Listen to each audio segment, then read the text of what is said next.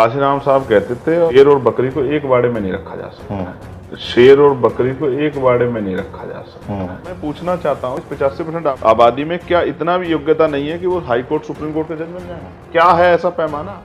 इसका जवाब मोहन भागवत जी को मुझे डिबेट में देना चाहिए। मैं सबसे पहले कह रहा हूँ, सुप्रीम कोर्ट के जो जज हैं वो छोड़े आरक्षण कि भाई वो बनेंगे, उनका बेटा बनेगा, उनकी पोती बनेगी, उनका दामाद बनेगा, तो ये छोड़े ना सबसे पहले। जब तक अति पिछड़े समाज को 15% अतिरिक्त आरक्षण नहीं दिलवा देंगे, 27% अतिरिक्त, जब तक मैं ये मंडल कमीशन की सिफारिश से लागू नहीं करा दूंगा, तब तक हम लोग चैन से नहीं बैठेंगे। जिसमें जितना दम हो जोड़ लगा लो, हमें जितना दम हम लगाएंगे। मैं अगर मुझसे कोई कहे कि भाई ब्राह्मण समाज के लोग आपको वोट दे देंगे, कहावत है ना कि कुत्ता पालो, बिल्ली पालो, भैंस बकरी पालो, गलतफहमी मत पालो। मुझे ये गलतफहमी नहीं है। मेरी डिमांड है कि SC ST के तरह OBC को भी पॉलिटिकल रिजर्वेशन विधानसभा लोकसभा में दिया जाए, जिससे कि जिन जातियों ने विधानसभा और लोकसभा का मुंह नहीं देखा, उनको भी विधानसभा लोकसभा में आने का मौका मिले।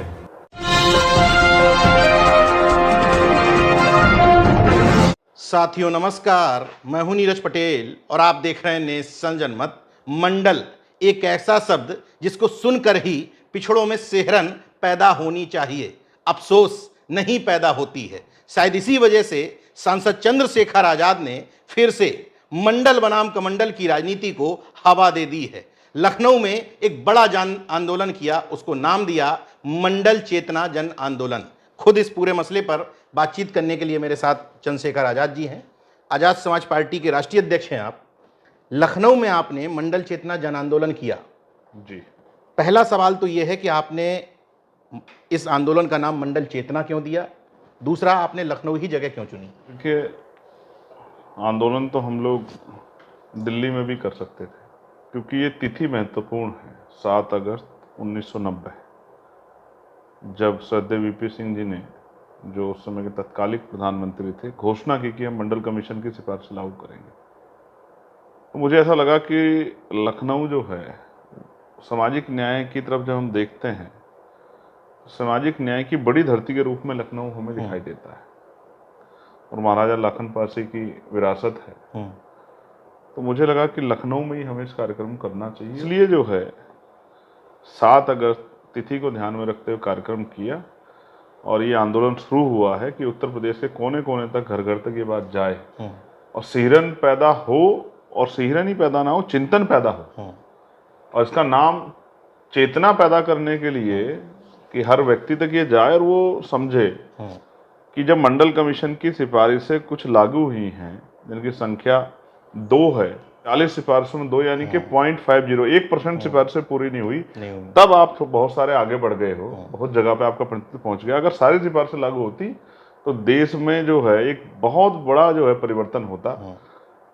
पिछड़े वर्ग का ध्यान उस तरफ जाए, उसके लिए चेतना जगानी जरूरी है, जागरूक करना बहुत जरूरी। इसलिए मंडल चेतना जन आंदोलन के रूप में इस आंदोलन का नाम रखा गया है। और इम्पोर्टेंट ये है कि जो लंबे समय से चुप्पी है, उनमें भी जो अपने आप को इन वर्गों का नेतृत्वकर्ता कहते हैं, उनकी चुप्पी भी मुझे खल रही थी। तो मुझे लगा कि यही एक तरीका है लोकतांत्रिक राष्ट्र में, संवैधानिक राष्ट्र में, कि चेतना पैदा करके, जागरूकता पैदा करके ही हम लोग अपने लोगों को इस जो गुलामी की बेड़ियां उनसे बाहर निकाल सकते हैं और उनके अधिकारों के प्रति सचेत कर सकते हैं। वरना आप समझिए, इतना बड़ा समाज और फिर भी अपने अधिकारों के लिए हाथ फैलाता है। सोचना चाहिए, जिनकी आबादी 1931 में 52% थी, जो आज 60% होगी, वो तो देने वाला समाज होना चाहिए था, वो मांगने वाला समाज बना हुआ है। और उनके बच्चों को लखनऊ में 69 शिक्षक भर्ती में घोटाला हुआ, अभी 68-500 वाले आए थे मेरे पास। हाँ, अब आप देखिए कि यही अन्याय हो रहा है, और यहाँ इतना बड़ा समाज रहता है, इतनी लीडरशिप है, तो इनको सबसे पहले जगाया जाए, एक मजबूत जो है विरासत तैयार की जाए। इसलिए ये यहाँ शुरू किया, फिर मध्य प्रदेश में, राजस्थान में, बिहार में, सब जगह इसको लेके जाएंगे, उत्तराखंड में, हरियाणा में। अच्छा, उत्तर प्रदेश में जी, बैकवर्ड कह लें या जाति आधारित पार्टियां कुछ बीजेपी के साथ सटी हुई हैं जी, और कुछ अपने आप को विपक्ष में मानती हैं और कहती हैं, तथाकथित रूप से कहती हैं। कोई कहता है हम बहुजन की पार्टी है, कोई कहता है हम पिछड़ों की पार्टी है। जी। इन पार्टियों ने इस दौर में, जब स्पष्ट तौर पर देख रहे हैं कि कमंडल की राजनीति पूरे अपने जोर शोर में है, उन्होंने हिम्मत नहीं जुटाई 7 अगस्त को मंडल दिवस तक कहने की, और आप इतना बड़ा जन आंदोलन कर रहे हैं। तो ये जो खतरा आपको क्या नजर नहीं आता है कि जो आपके पास अभी वोट बैंक है, उसको ये लगने लगेगा, अरे पहले कभी कभी वो कहता है कि देखो मुस्लिमों की बात करने लगते हैं, स्पष्ट तौर पर आपने पिछड़ों के लिए इतनी बड़ी जंग छेड़ दी है, तो कोई खतरा नजर नहीं आता इस पॉलिटिक्स में आपको? देखिए, मैं आपको एक बात बता देता हूँ, अगर ये सब लोग इस काम को कर रहे तो मेरी ज़रूरत क्या होती, पहली बात। दूसरी बात कि आप अम्बेडकरवादी समाज की तरफ इशारा कर रहे हैं कि वो उनके मन में विरोधी ये भाव पैदा करेगा कि ये तो मुसलमानों के लिए ज़्यादा लड़ते हैं या पिछड़ों के लिए ज़्यादा लड़ते हैं। तो भाई, मैं जो काम कर रहा हूँ वो कोई नया नहीं है, मैं तो उस विरासत को आगे बढ़ाने का काम कर रहा हूँ, जिस विरासत को इस देश में बहुजन समाज के महापुरुषों ने चलाया, सींचा, खून पसीने से अपने परिवार का बलिदान करके, और जिसकी वजह से आज मैं कुर्सी पर बैठा हूँ। बिल्कुल भाई, मैं बात कर रहा हूँ राष्ट्रपिता ज्योतिबा फुले की, जिनको बाबा साहब अम्बेडकर ने अपना गुरु माना। बिल्कुल। इस देश में जो शेड्यूल कास्ट के लोग हैं वो कहते हैं कि हमारे जो मसीहा बाबा साहब अम्बेडकर हैं, और बाबा साहब अगर राष्ट्रपिता ज्योतिबा फुले ना होते, उनका अनुसरण ना करते, तो बाबा साहब ही कहाँ होते। बाबा साहब ने तो खुद ही स्वीकार किया है कि अगर ज्योतिबा फुले नहीं होते तो अम्बेडकर की कल्पना नहीं हो सकती थी। तो आप महसूस करके देखो कि राष्ट्रपिता ज्योतिबा फुले, माँ सावित्रीबाई फुले, माँ फातिमा शेख और आरक्षण के जो जनक हैं, जिन्होंने बाबा साहब का हाथ पकड़ के कहा, समाज को संदेश दिया कि ये आपके असली नेता हैं, जिन्होंने मूक नाक के लिए सहयोग किया कि आप अपनी पत्रकारिता जो है आगे बढ़ाइए, जिससे आपके समाज को जो है सही रास्ता मिल सके। और फिर ईवी पेरिया, रामा नायकर स्वामी, पेरियालाल यादव, बाबू जगदेव प्रसाद कुशवाहा, जननायक कपूरी ठाकुर, चौधरी महाराज सिंह भारती, महामना राम सुवर्मा, बाबू शिवदयाल चौरसिया, ब्रह्मानंद लोधी जी, संत राम बी प्रजापति जी, ये किसके लिए काम कर रहे थे? मैं इसलिए आपसे कह रहा हूं कि मैं तो वही काम आगे बढ़ा रहा हूं जो काम मान्यवर काशीराम साहब ने 89 में किया कि मंडल कमीशन लागू करो वरना कुर्सी खाली करो। तो मैं काशीराम साहब जी के फॉर्मूले पे काम कर रहा हूं, और ये मैं कोई एहसान नहीं कर रहा हूं, ये राजनीतिक लाभ के नहीं कर रहा हूं। मैं मानता हूं कि ये होना चाहिए इस देश में। देखिए, समान लोगों के साथ समान व्यवहार हो सकता है, असमान लोगों के साथ समान व्यवहार नहीं हो सकता। ये पहला जो है वाक्य था मंडल कमीशन का। तो जो लोग असमानता के शिकार हो रहे हैं, जिनको यूजीसी की गाइडलाइन में अब ऐड किया जा रहा है, अगर मैं नहीं उनके लिए बोलूंगा तो कौन बोलेगा? मैं उनके लिए आवाज नहीं उठाऊंगा तो कौन उठाएगा? अगर मैं उनको जागरूक करने में अपना योगदान नहीं करूंगा, अगर फूले साहब जागरूक नहीं करते, साहू जी महाराज आरक्षण नहीं देते, तो क्या ये सामाजिक न्याय, भाई सामाजिक न्याय क्यों? क्योंकि सामाजिक अन्याय हो रहा है। तो सामाजिक अन्याय को रोकने के लिए सामाजिक न्याय देना पड़ेगा। इसका फॉर्मूला देने वालों के रास्ते पे हम नहीं चलेंगे तो हम कौन सा महापुरुषों का आंदोलन चला रहे हैं? हम यही तो कहते हैं कि महापुरुषों के आंदोलन को आगे बढ़ाने का काम करें। तो आंदोलन तो यही है ना कि जो हाशिए पे है उसको मुख्य धारा में लाना, जिसके अधिकार छीने गए उसको अधिकार दिलाने और स्वाभिमान सम्मान की लड़ाई लड़नी, यही तो आंदोलन है। उसको हम चलाने का काम करें। और मैं फिर कह रहा हूँ, भाईचारा बनेगा तभी जाकर हम इस देश में सत्ता परिवर्तन कर पाएंगे, व्यवस्था परिवर्तन कर पाएंगे, और कमजोर हक वंचित समाज को उनका हक अधिकार दिला के स्वाभिमान सम्मान का जीवन दिला पाएंगे। उसके अलावा कोई रास्ता नहीं। आरोप प्रत्यारोप की राजनीति में बहुत भरोसा नहीं रखता मैं, लेकिन फिर भी उत्तर प्रदेश में बैठे हैं तो ये चर्चा होनी आवश्यक है कि जिस दौर में आप मंडल जनचेतना फैला रहे हैं लोगों में, उस दौर में अपने आप को पीडीए कहने वाले उसकी परिभाषा एक बार नहीं, एक बार, दो बार, तीन बार, चार बार बदल करके एकदम खत्म टाइप का कर देते हैं। इतना कन्फ्यूजन क्यों है? कन्फ्यूजन ये, जबकि संविधान के दम पर 37 सीटें आ गई। कन्फ्यूजन इसलिए है कि उनको लगता है कि हम इनकी बात करेंगे तो इनका कुछ वोट हमें मिल जाए। तो ये जैसे कहावत है ना कि कुत्ता पालो, बिल्ली पालो, भैंस बकरी पालो, गलतफहमी मत पालो। मुझे ये गलतफहमी नहीं है, मैं औरों के लिए नहीं कहना चाहता, अपने आधार पे कह रहा हूं आपसे। जैसे मैं अगर मुझसे कोई कहे कि भाई ब्राह्मण समाज के लोग आपको वोट दे देंगे, मैं प्रैक्टिकल बात कर रहा हूँ कि आपको इनके लिए कुछ इस तरह की डिमांड करनी चाहिए, इनके लिए सम्मेलन करने चाहिए, तो देखो मैं जाति के आधार पर सभी का सम्मान करता हूँ, लेकिन सच ये है कि हम ब्राह्मण समाज को दे क्या सकते हैं? भाई बीजेपी ने उनको 10% आर्थिक आधार पर आरक्षण दिया जो कॉन्स्टिट्यूशन के विरोध में था। ठीक है, जो बच्चे उनको जिनको अवसर नहीं मिल रहे थे उनको अवसर मिलने लगे, तो थोड़े बहुत बच जा रहे थे क्योंकि मेरिट भाई 50% तो उन्हीं के पास था। बिल्कुल। अब ये 10% और मिलने लगा है। तो इस पे गंभीर सवाल भी मैं अपनी बात के साथ छोड़ूंगा, आपके दर्शक उसका जवाब दें, सरकारों से भी जवाब मांगना। कल मैंने मांगा भी था। मांगा। दूसरा, उन्होंने भारतीय जनता पार्टी ने अपनी पार्टी के ब्राह्मण समाज के व्यक्ति को मुख्यमंत्री बनाया। तो मैं ये कह रहा हूं कि उत्तर प्रदेश में हम देख लेते हैं, भाई जो उनको मिलता आ रहा है, अगर हम उनको अपने खेमे में लाना चाहते हैं तो उससे ज्यादा करने की कोशिश करेंगे उनके लिए। तो क्या कोई दल उनको मुख्यमंत्री बना सकता है? भाई मुख्यमंत्री तो बने हुए हैं। सही बात है। अगर कोई दल कहता आगे बढ़ के कि भाई मैं ब्राह्मण मुख्यमंत्री बना, तो वो शायद आपकी तरफ आ जाए। या आप उनको संविधान की हत्या करके 10 की जगह 20% आरक्षण दिला सकते हो, तो भी वो आपकी तरफ आ जाए। अदरवाइज किस आधार पे आपके पास आ जाए, कोई तो आपके पास वो होगा। लॉजिकल बात कही आप भाई प्रैक्टिकल बात है ना। इतना तो उनको, भाई वो सशक्त समाज है, लंबे समय से शासन सत्ता में रहा है, हर कितने भी आक्रमणकारी है सभी के साथ जो एडजस्ट होके वो सत्ता में रहा है, शासन में रहा है। तो आप ये बताओ, मैं तो इतना मूर्ख नहीं हूं, मुझे पता है कि भाई जैसे अब मैं कहूं कि मैं क्षत्रिय समाज के लोगों का सम्मेलन कर कहूं कि भाई मैं आपको जो है सम्मान दे दूंगा, तो भाई बीजेपी ने उनका मुख्यमंत्री बना रखा, मैं इससे बड़ा क्या सम्मान दे सकता हूं? उनका रक्षा मंत्री बना रखा है, तो मैं क्या कर दूंगा, प्रधानमंत्री बना दूंगा उनको या मुख्यमंत्री बना दूंगा? आप समझो मेरी बात को ना। तो मैं मतलब मुझे गलतफहमी नहीं है कि वो इतना समझदार समाज। बेसिकली होता क्या है, उत्तर प्रदेश का जब भी चुनाव आता है तो यहाँ एक चर्चा होती है कि ये समाज नाराज है। हाँ, हर बार और इसके इस नाराजगी के नाम पे वो उनके कुछ सीटों में टिकटों में बढ़ोतरी हो जाती है, बस यही होता है। हर पार्टी में चलता है कि नाराज है। तो ओके, वो फिर सब में दौड़ लगती है कि भाई इनको अपने खेमे में कर लो, इनको अपने खेमे में कर लो। मैं एक और चीज आपसे बता रहा हूँ, इंदिरा साहनी का जो केस है उसका जो जजमेंट है वो कहता है कि आरक्षण की जो सीमा है वो 50% ज्यादा नहीं हो सकती है। केंद्र ने ईडब्ल्यूएस लागू कर दिया है। अब मेरा सवाल ये है आपके दर्शकों से भी और बुद्धिजीवी लोगों से भी कि क्या आरक्षण की कैप खत्म हो गई है कि 49.5 प्लस 10% ईडब्ल्यूएस, क्या 59.5% आरक्षण मिल रहा है, या फिर 49.5 में से ही किसी तरह से कटौती वटौती करके उसी में से जो है बैकलॉग और वो सब चीजें करके नई नियुक्तियों में करके घोटाले करके क्या उसी में से 10% दिया जा रहा है? या सुप्रीम कोर्ट का कौन सा ऐसा ऑर्डर है जिसने 50% कैप पार कर दी? दूसरा, या फिर सरकार ने कौन सा ऐसा राजपत्र जारी किया जिसके आधार पर ईडब्ल्यूएस दिया जा रहा है तक लगातार सब जगह पे? इसका जवाब मैं आपके दर्शकों से और बुद्धिजीवी लोगों से चाहता हूं, सरकार से चाहता हूं। मैंने कल भी उनको पूछा है कि आप बस ये बता दो कि कौन से आदेश के आधार पे आप ये कर रहे हैं। राज्य सरकार का आदेश है, केंद्र सरकार का आदेश है, सुप्रीम कोर्ट का आदेश है, हम भी उसको पढ़ लें कि आरक्षण की कैप हटके जो है, और अगर हट गई है तो हम इसलिए हम डिमांड करते हैं कि अब समय आ गया कि 52% ओबीसी को 52% आरक्षण दो और अति पिछड़े समाज को 15% अतिरिक्त आरक्षण की व्यवस्था कराओ, 27% से अलग, क्योंकि आज देश की नीड है।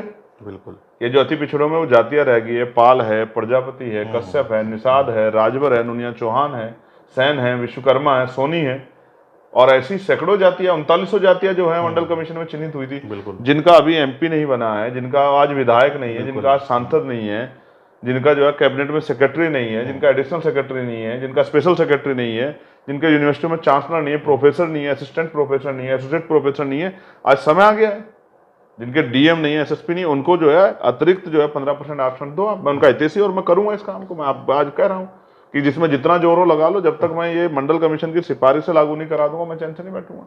जब तक अति पिछड़े समाज को 15% अतिरिक्त आरक्षण नहीं दिलवा देंगे, 27% अतिरिक्त, तब तक हम लोग चैन से नहीं बैठेंगे। जिसमें जितना दम हो जोर लगा लो, हमें जितना दम हम लगाएंगे। जब 10% ईडब्ल्यूएस की बात होती है जी, तो कॉलेजियम सिस्टम पर भी सवाल उठ जाता है जी। और अभी आपने संसद में जो एक विधेयक लाया गया था जजों की संख्या बढ़ाने वाला, उसको लेकर के आपने कमेंट भी किया कि हमें हाई जुडिशरी में यानी कि हाई कोर्ट और सुप्रीम कोर्ट में भी रिजर्वेशन चाहिए। तो क्या सोच, तो मैंने क्या गलत किया आप ये बताओ ना। मतलब चपरासी के टेस्ट के लिए परीक्षा होती है भाई, इन जजों को जो तनख्वाह मिलती है, जो सहयोग मिलता है, जो सुविधाएं मिलती है, वो सरकार के पैसे से मिलती है, जनता के, सब जनता के पैसे से, और आफ्टर जो है रिटायरमेंट में मिलती है। मैं पूछना चाहता हूँ, जब ये सरकारी तंत्र है तो इसमें रिप्रेजेंटेशन क्यों नहीं है? जबकि और कॉलेजियम का एक्ट एक कहता है, मैं आपको पूरा दे दूंगा, वो कहता है कि एससी एसटी ओबीसी के रिप्रेजेंटेशन का ध्यान रखना है, और ये भी कहता है जो क्षेत्रवार जो रिप्रेजेंटेशन है प्रदेशवार उसका भी ध्यान रखना है। तो मैं कह रहा हूँ 33 से 37 हो गए भाई, तो एससी एसटी ओबीसी के कितने आप बना रहे हो? पर लिस्ट आती है, एक भी नहीं मिलता है। कभी एक मिल जाता। मैं पूछना चाहता हूँ, इस 85% आबादी में क्या इतना भी योग्यता नहीं है कि वो हाई कोर्ट सुप्रीम कोर्ट के जज बन जाए? क्या है ऐसा पैमाना? जैसे मोहन भागवत जी ने अभी कहा कि जो सक्षम लोग हैं, हाँ सक्षम लोग हैं, वो आरक्षण छोड़। तो मैं सबसे पहले कह रहा हूँ, सुप्रीम कोर्ट आर्थिक रूप से संपन्न होने से सोशल स्टेटस बदलता है? इसका जवाब मोहन भागवत जी को मुझे डिबेट में देना चाहिए। बिल्कुल, कि अगर जिसके पास पैसे हो गए हैं, या जो एक बार विधायक बन गया, या सांसद बन गया, या मंत्री बन गया, या मुख्यमंत्री बन गया है, क्या उनका सोशल स्टेटस बदल गया है? इनकी पार्टी क्या अब क्या वो दलित की जगह ओबीसी की जगह स्वर्ण हो गए? राष्ट्रपति तक की तो जाति बता दी जाती है। हाँ, जब आप खुद से मंत्रिमंडल विस्तार करते हो, गर्व के साथ बताते हैं। या जब उपराष्ट्रपति बनाते हो, राष्ट्रपति बनाते, तो आप बताते हो कि हमने दलित समाज के इतने मंत्री बनाए, पिछड़े समाज के इतने बनाए, दलित समाज का राष्ट्रपति हमने बनाया, आदिवासी समाज की महिला को राष्ट्रपति हमने बनाया।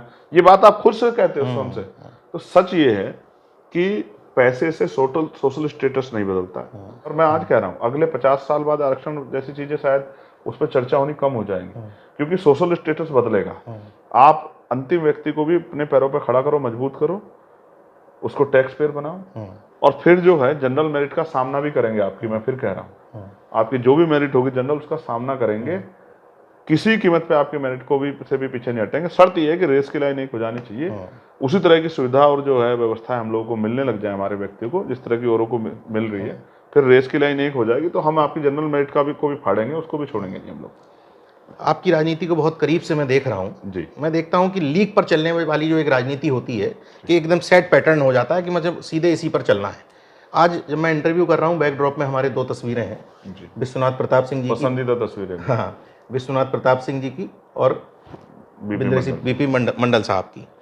तो बीपी मंडल साहब की तो चलो ठीक है, दिखावे के लिए ही सही, तमाम पिछड़ों की बात करने वाले राजनीतिक दल या बहुजनों की बात करने कभी कभी इस्तेमाल कर लेते हैं। लेकिन बीपी सिंह जी को उनका समाज ही नहीं एक्सेप्ट कर रहा, कह रहा कि इन्होंने पिछड़ों को दे दिया, और पिछड़े कुछ पा रहे हैं तो पहले तो मंदिर का घंटा बजाने जाते हैं कि भैया इनकी वजह से मिल गया। और आप विश्वनाथ प्रताप सिंह की तस्वीर रखे हैं, कल मंच से आप कई बार उनका नाम लिए। नाम नहीं लिए सिर्फ, एक्चुअली हम उनका जो है उनके द्वारा किए गए प्रयास से और उनके द्वारा लिए गए निर्णय से जो सामाजिक बदलाव हुआ है, हम उसको समझते हैं। ये पिछड़े वर्ग के लोग भले ना समझे, हम समझते हैं, और जो समझता है वो मानता है वीपी सिंह जी को उतना जितना हम मानते हैं। बिल्कुल। देखो, वीपी सिंह जी राजपूत समाज से आते थे, हालांकि मैं उनको जाति के चश्मे से नहीं देखना चाहता, मुझे देखना चाहिए। ये उनके साथ उनके उनका जो कद है, उनके साथ ये गलत होगा अगर मैं जाति के आधार पर देखूंगा। वो देश के प्रधानमंत्री रहे, और जो निर्णय उन्होंने लिया उससे एक बहुत बड़ा सामाजिक परिवर्तन हुआ, इस बात को नकारा नहीं जा सकता है। इन कुर्सियों को तक हम नहीं पहुंच सकते, तो उन पर जाने का अवसर हमें मिला है, हमारी संख्या बढ़ी। बिल्कुल। तो वीपी सिंह जी को उनके समाज के लोग इसलिए पसंद नहीं करते कि उनके ऊपर ये ठप्पा है कि उन्होंने पिछड़े वर्ग के लोगों को 27% आरक्षण दिलाने का काम किया। ये उनके ऊपर आरोप है, उनके आधार पर, जबकि सशक्तिकरण का बड़ा प्रयास है। बिल्कुल, राष्ट्र निर्माण की प्रक्रिया है। हाँ, जबकि उस समय के जो समकालिक जो नेतृत्व थे, शरद यादव जी से लेकर माननीय काशीराम साहब, तो 45 दिन तक बोट क्लब पे धरना देते रहे। नारा जो उन्होंने दिया, मंडल कमीशन लागू करो वरना कुर्सी खाली करो, तो वो इसलिए उनका सम्मान नहीं करते हैं। और पिछड़े वर्ग के लोग जाति के आधार पर, क्योंकि उनके जब पिछड़े वर्ग से नहीं आते, उसमें सेट नहीं बैठ रहे हो, तो वो उनका सम्मान नहीं करते। ऐसे में एक किरदार जिसने इतना बड़ा डिसीजन लिया, जो है जिसके अंदर न्यायिक चरित्र था, तो मेरे जैसे व्यक्ति को जो जाति से परे, उसका सम्मान करना जरूरी हो जाता है, इस बात के साथ कि उस किरदार को भुला ना दिया जाए। तो कल मैंने मांग की कि सदैव वीपी सिंह जी को भारत रत्न से नवाजा जाए, और जिस दिन मैं इस हैसियत में आ जाऊंगा लोकसभा के अंदर, मैं लिख के देता हूं कि हम सरकारों को मजबूर कर देंगे कि वो वीपी सिंह जी को भारत रत्न दें, और साथ साथ बीपी मंडल जी को और मान्यवर काशीराम साहब को, ऐसे तमाम महापुरुषों को भी भारत रत्न से नवाजे जिन्होंने इस देश के राष्ट्र निर्माण में एक बहुत बड़ा योगदान किया है। इसलिए मैं इस बात से संकल्पित हूं कि जब अवसर मिलेगा कल, तो हम लोग इस काम को करेंगे, मजबूती से करेंगे। जो किरदार है इस देश के राष्ट्र के निर्माण में, चाहे वो अर्जक संघ के हों हमारे, चाहे मामना रामसु वर्मा जी हों, महाराज सिंह भारती जी हों, बाबू जगदेव प्रसाद हों, कपूरी ठाकुर जी, कपूर ठाकुर तो मिल ही गए, ऐसे तमाम जो है, ब्रह्मानंद लोधी जी हों, संतराम बी प्रजापति जी हों, इन सब को ये असली भारत रत्न है आपकी नजर में। हाँ, बाबू शिवदयाल चौरसिया जी हों, ये जो एक लेगेसी है, इनको हम लोग कोशिश करेंगे कि इनको भी वो सम्मान मिले जो आजकल सत्ता से दूरी के कारण, बहुजन समाज के असल नेतृत्व की जो सत्ता दूरी, उसके कारण जो है, जो पिछड़ गए हैं, जिन नामों को बुला देगा, उनको भी उनकी चमक को फीका ना पड़ने दीजिए, उसका भी हम लोग मजबूत प्रयास करें।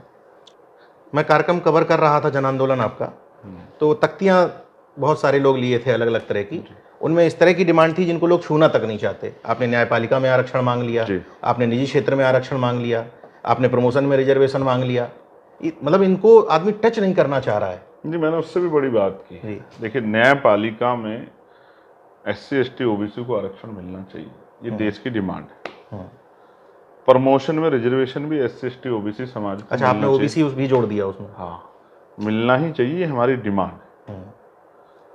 और सरकारी ठेके जो हैं, जिसमें जो सत्ता में लोग होते हैं अपने लोगों को अवसर देते हैं, बिल्कुल। और फिर उन ठेकों का क्या हाल हो रहा है, फुल देख लो आप, बिल्कुल। पंखे से सुखाया जा रहा है। ऐसे सरकारी ठेकों में भी इनके अंदर बिजनेसमैन डेवलप हों, आर्थिक रूप से सशक्त लोग डेवलप हों, तो सरकारी ठेकों में भी SC ST OBC को आरक्षण, रिप्रेजेंटेशन मिलना चाहिए। और सबसे इंपॉर्टेंट, SC ST को मिला हुआ है पॉलिटिकल रिजर्वेशन विधानसभाओं में, बहुत बड़ी डिमांड है लोकसभाओं में, लेकिन OBC को नहीं है। और OBC के नेताओं की हिम्मत नहीं है, कहते कोई नाराज हो जाएगा। मैंने तो सुना ही नहीं है। OBC का कोई नेता कहेगा, उनको लगता है कि फलानी जाति नाराज होगी, फलाना ये नाराज हो जाएगा। और SC ST क्यों कहे, लेकिन अब मैं फिर कह रहा हूं कि मैं वैचारिक आदमी हूं, विचारधारा पर आधारित आदमी हूं, चीज़ों को समझता हूं, इसलिए मेरी ये डिमांड है कि SC ST के तरह OBC को भी पॉलिटिकल रिजर्वेशन विधानसभा लोकसभा में दिया जाए, जिससे कि जिन जातियों ने विधानसभा और लोकसभा का मुंह नहीं देखा, उनको भी विधानसभा लोकसभा में आने का मौका मिले। मैं ये समझता हूँ जिसका प्रतिनिधित्व नहीं होगा उसकी चर्चा नहीं होगी। इसलिए मैं चाहता हूँ, इसलिए डाइवर्सिटी बहुत जरूरी है। हाँ, बहुत जरूरी है। और जब वो जाए, मैं फिर आपसे कह रहा हूँ, मैं जब गया हूँ तो बहुत सारे ऐसे मुद्दे जिन पर चर्चा हो रही है पार्लियामेंट में। मैं 2 साल से तो मैं ही कह रहा हूँ, BSc की मीटिंग होती है, बिजनेस एडवाइजरी कमेटी की मीटिंग होती है, ऑल पार्टी मीटिंग में हर बार कहता हूँ कि SC ST पे जो अन्याय हो रहा है, जो उनको जमीनें मिली थी छीन ली गई है, जो उनकी नौकरियां थी वो खत्म कर दी गई है, जो उनका आरक्षण था उसको लगातार कमजोर किया जा रहा है, और फिर उनकी जो है उनके साथ NCRB का डेटा कह रहा है कि उनके साथ लूटपाट, हत्याएं, मारपीट और तमाम तरह के अन्याय और बलात्कार सब चीजें हो रही हैं, बहन बेटियों के साथ जलाया जा रहा, मारा जा रहा। इस पे चर्चा होनी चाहिए कि तमाम पुलिस या इंटेलिजेंस, तमाम एजेंसियां, पैरामिलिट्री फोर्स, आर्मी, ये क्या कर रही है देश के अंदर, सरकारें क्या कर रही हैं, जब लाखों महिलाओं के साथ जो है हर साल रेप, अत्याचार, घटनाएं और मृत्यु और ये सब चीजें हो रही है, तो ये कर क्या रहे हैं, इनका इन्वेस्टिगेशन फॉर्मूला क्या, अपराध क्यों नहीं कम हो रहा है, क्या हम लोग बढ़ने के लिए पैदा, इस पर चर्चा होनी चाहिए। तो देखिए, जब मैं हूं और डिमांड कर रहा हूं तो चर्चा नहीं हो रही है, आप समझो कि वहां कोई डिमांड ही नहीं कर रहा मेरे अलावा इस बात को, तो इसका मतलब डाइवर्सिटी नहीं होगी, हर विभिन्न समुदाय का जो है रिप्रेजेंटेशन नहीं होगा, तो मुझे नहीं लगता कि उन पर चर्चा होगी। इसलिए मैं चाहता हूं जिन जातियों को मौका नहीं मिला उनको मिले, उनको अग्नि पंक्ति में लाने के लिए आज जरूरी है कि राजनीतिक आरक्षण जो है पिछड़े और अति पिछड़ी जातियों को मिले, देश की ये मांग है। हालांकि ये सवाल मतलब मेरे लिए सवाल नहीं है, लेकिन सोशल मीडिया में ये सवाल तैर रहा है तो इसलिए पूछना लाजमी हो जाता है। तमिलनाडु ने तो एक प्रयोग किया, उसने वहाँ की किसी भी पार्टी ने, स्थापित पार्टी ने एक जाति को टिकट नहीं दिया। हालांकि अभी आपने केवल 45 टिकट दिए, आपने OBC को भी टिकट दिया, सिख को भी टिकट दिया, मुस्लिम्स को भी टिकट दिया, SC वर्ग को भी टिकट दिया, लेकिन जो तथाकथित जो सवर्ण, हाँ, जनरल सीटों पे भी दिया 5-5 पे आपने, जो अपने आप को सवर्ण मान करके बैठे हैं, और कहा जाता है कि उत्तर प्रदेश की राजनीति इन्हीं के इर्द गिर्द घूमती रहती, जैसा घुमाते रहते हैं मीडिया वाले घुमाते रहते हैं, चलो देख लेते हैं, और आपने उनको सिरे से खारिज कर दिया। देखिए, मैं फिर कह रहा हूँ, काशीराम साहब कहते थे शेर और बकरी को एक बाड़े में नहीं रखा जा सकता।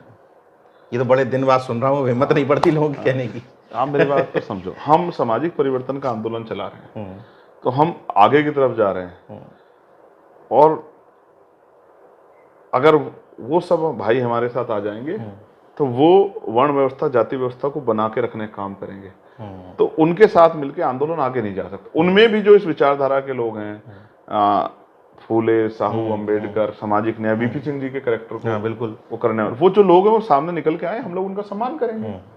देखिए, हम संविधान को मानने वाले लोग हैं, संख्या के आधार पर हिस्सेदारी की बात कर रहे हैं, बिल्कुल, लेकिन ये भी देखना पड़ेगा कि जिसको हम नेता बना रहे हैं वो हमारे लिए काम करेगा, हमारे लोगों के लिए काम करेगा, या उनके विरोध में काम करेगा, नहीं उनके विरोध में काम करेगा, ये भी बात है, आप समझिए। इसलिए मैं कह रहा हूं कि हम ना नहीं कर रहे हैं किसी को, कोई संविधानवादी, अंबेडकरवादी, फूले साहूवादी, VP सिंहवादी, BP मंडलवादी अगर कोई है तो वो आए, अपने कार्य को बताए कि उसने इन वर्गों के लिए क्या क्या काम किए हैं, और जो डिमांड्स हम कर रहे हैं, प्रमोशन, रिजर्वेशन, निजी क्षेत्रों में आरक्षण, न्यायपालिका में आरक्षण, इन वर्गों को वो और वो राजनीतिक आरक्षण क्या इसका वो हितैषी है, क्या इसका समर्थक है, तो वो आए बाहर निकल के, हम लिख के कहते हैं हम उसको भी आगे बढ़ाएंगे, उसको टिकट भी देंगे, उसके लिए वोट भी मांगेंगे, उसको जिताने के लिए जी जान भी लगाएंगे, हम गारंटी देते हैं। हम जाति के विरोधी नहीं है, अगर होते तो वीपी सिंह की तस्वीर क्यों लगाते? सही बात है, बिल्कुल। हम जाति के विरोधी नहीं है, हम महापंडित राहुल शंकराचार्य का भी सम्मान करते हैं, बिल्कुल। हम ऐसा नहीं कि सम्मान नहीं करते, सबका सम्मान करते हैं, हमारी मित्रता भी है सब लोगों से, पत्रकारिता में बहुत सारे हमारे साथी हैं और व्यक्तिगत रिश्ते भी हमारे हैं, लेकिन सवाल यहाँ बुनियादी राजनीति अलग विषय है, जैसे धर्म अलग विषय है, आस्था अलग विषय है, बिल्कुल। राजनीति अलग विषय। मैं आपके चैनल के माध्यम से कहना चाहता हूँ, क्योंकि बहुत सारे लोग सुनते हैं कि हमें किसी की धार्मिक आस्था पे टिप्पणी नहीं करनी चाहिए, उसको ठेस नहीं पहुंचानी चाहिए। हम अंधविश्वास पाखंडवाद से मुक्त भारत के लिए प्रयास करें, ये हमारा कॉन्स्टिट्यूशनल संवैधानिक राइट है, ये भारतीय का संविधान कहता है, आर्टिकल 51 में ये है। लेकिन हमें ध्यान रखना कि हमें किसी भावनाओं का अपमान नहीं करना है। हम जिस राह नहीं चलना चाहते उस राह को छोड़ दें, बिल्कुल, अपने आप को दूसरी राह की तरफ ले चलें, लेकिन किसी मकसद से इस तरह काम करने से समाज में विभाजन होगा, मतलब विरोध की बजाय बायकॉट की बात कर रहे हैं आप। बताइए, देखिए, किसी को अगर मैं किसी से सहमत नहीं हूँ तो ठीक है, नहीं सहमत तो अपना रास्ता बदल, बिल्कुल, हिंसा रास्ता नहीं है। हम लोग तो ये चाहते हैं कि ये देश अंधविश्वास पाखंडवाद मुक्त बने, और आज ही नहीं तो कल बनेगा, आप देख लेना। लोग समझने लगे चीजों को, लोग समझने लगे कि कौन जो है धर्म के नाम पे 500 रुपए की जमीन लेके जो मध्य प्रदेश में बैठ गया है, और कौन किसी गरीब की जमीन छीन रहा है, कुशवा समाज के लोग गोली मारा। अब देश समझने लगा धीरे धीरे चीजें, अब सोशल मीडिया का समय, वीडियो बनती है, सब लोगों के सामने आ रही है, बिल्कुल। और कैसे घोटाले हो रहे हैं राम के नाम पे, आपने देखा नहीं अयोध्या में क्या हो रहा है, कि देखिए आपके नीचे कैमरे के सामने, और वहां तो कहते हैं साक्षात राम है वहां, भाई अब तो स्थापित भी कर दिए, पहले तो नहीं भी थे, अब तो जो है प्राण प्रतिष्ठा करके फिर भी लूट हो रही है। आप समझो कि अब बताइए क्या बताएं, अगर इसको लीगली इस मामले को देखें तो बहुत बड़ा बवाल हो जाएगा, बिल्कुल हो जाएगा। भाई अगर किसी के रहते अगर चोरी हो रही है, कोई मतलब जैसे मैं यहाँ मौजूद हूँ, उस कमरे से कोई चीज उठ जाए तो मुझसे पूछताछ की जाएगी, तो एफआईआर करवा दें क्या? फिर लीगली तो उनसे पूछा जाना चाहिए कि भाई आप यहीं हो, आपके सामने चोरी हुई, तो आपने बताओ किसने की। चोरी क्या, रेप तक हो जा रहे हैं सामने, आमने सामने, अब क्या है। अब ठीक है, और यही कह सकते हैं कि लोगों को इन सब चीज़ों से दूर होके, बिल्कुल, और वैज्ञानिक दृष्टिकोण अपनाना चाहिए, और शिक्षा को हथियार बनाना चाहिए। और जो हमने कहा है, आज मैं फिर आपके चैनल पे कह रहा हूँ, कक्षा 1 से 12 तक शिक्षा मुफ्त, और वो भी क्वालिटी एजुकेशन, ठीक है। उसके साथ साथ ग्रेजुएशन हाई 12 तक ही नहीं, पीएचडी, जो भी आप टेक्निकल कोर्स जो भी करना चाहते हैं, उसके लिए वो भी इतना आसान करना चाहिए कि गरीब का बेटा भी उसका लाभ ले सके, अपने पैरों पर खड़ा हो सके। इस पूरे इंटरव्यू को गौर से देख लीजिएगा। एक इंटरव्यू मैंने आपका देखा भाई, रुको, और हम कितने पैसे लिए टिकट में, प्रभारी, अरे कोई बता ही नहीं, मैं सोच रहा था कोई बता दे। नहीं तो आप उनसे अलग से पूछो, उनका स्टिंग कर लो कि हम कितना जो है पैसा वैसा लिए। कोई बताने को तैयार नहीं, कह रहा 1 रुपया नहीं लगा हमारा। हम फिर कई लोगों से पूछा हमने, प्रत्याशी, हम देखे आपका, हमने पिछले वर्ग वालों से भी पूछा, तो हमसे पूछ लेते, बता दो भाई, आप हमसे पूछ लेते, कहें को आप उनसे पूछे, तो आप सही चीज नहीं बताते ना। हमने कहा प्रत्याशी डायरेक्ट पूछ ले कि भाई क्या पैसा लगा। आप थंबनेल जो आप लगाए हैं वो देख के हम सोचे कि भाई कौन ऐसा कह दिया कि हम किसी कुछ लिए हैं। हमने तो कोशिश की है सामाजिक न्याय के अनुरूप सारी जातियों को जनरल सीट पे। लेकिन मैं क्या पूछना चाहता था कि जो इंटरव्यू हो रहा था वो मजा खेल चल रहा था या इंटरव्यू वास्तव में चल रहे थे, वो समझना चाह रहा था मैं। पूछो, इंटरव्यू के बाद उनको 1 महीना लगा इन सब चीजों को होने में, और अभी तो फिर नई लिस्ट आ रही है, नई लिस्ट आ रही है, उसमें भी चर्चा होगी कि इसको छोड़ दिया, इसको पकड़ लिया, इसको नहीं, फिर ऐसे ही होगा। अब वही होगा जो मतलब सामाजिक न्याय होगा के रूप में, सामाजिक न्याय के रूप में सामाजिक न्याय ही होगा, और वो दिखेगा आपको होते भी। इस इंटरव्यू को बहुत पूरा अंत तक गौर से देखिएगा, आपको एक बात का जवाब खुद मिल जाएगा जो आप मुझसे जानना चाहते हैं। मैं एकदम क्लियर हूं अपनी ज़िंदगी में, खुली किताब की तरह, जिसका समर्थन है, खुले तौर पर है, विचारधारा के साथ है। तो अगर आपके मन में ये सवाल उठता है कि मैं सांसद चंद्रशेखर आज़ाद, उनकी पॉलिटिक्स और बहुजन राजनीति को क्यों इतना ज़्यादा कवर करता हूँ, इस पूरे इंटरव्यू में आपको तमाम सवालों के जवाब मिल जाएंगे। वो राजनीति जो अब मुँह से लोग बोलने से बचते हैं, सीधे सीधे मंडल की बात, सीधे सीधे कमंडल की बात, सीधे सीधे बहुजन हिताय बहुजन सुखाय की बात। और एक बात ऐसी सुनी मैंने जिसको कितने सालों पहले मैं सुनता था मान्यवर साहब के मुंह से कि शेर और बकरी एक बाड़े में नहीं रह सकते, मतलब वरना तो दोनों में बहुत जल्द जो है कोई एक जगह खाली दिखाई देगी, और जगह किसकी खाली होगी आप समझो। बिल्कुल, जैसे शेर ताकतवर होगा बकरी को खा जाएगा। अब इतनी स्पष्ट राजनीति के बावजूद अगर मैं इनका वास्तविक काम लोगों के बीच में न ले जाऊं तो शायद मैं मिशन के साथ गद्दारी कर रहा हूँगा। इसलिए सारे आरोप स्वीकार हैं। इंटरव्यू सुन लीजिएगा और कमेंट जरूर कर दीजिएगा, लेकिन निष्पक्षता के साथ। बाकी देखते रहिए नेशन जनमत, जागरूक और सजग बने रहिए। जय विज्ञान, जय संविधान, जय लोकतंत्र। धन्यवाद।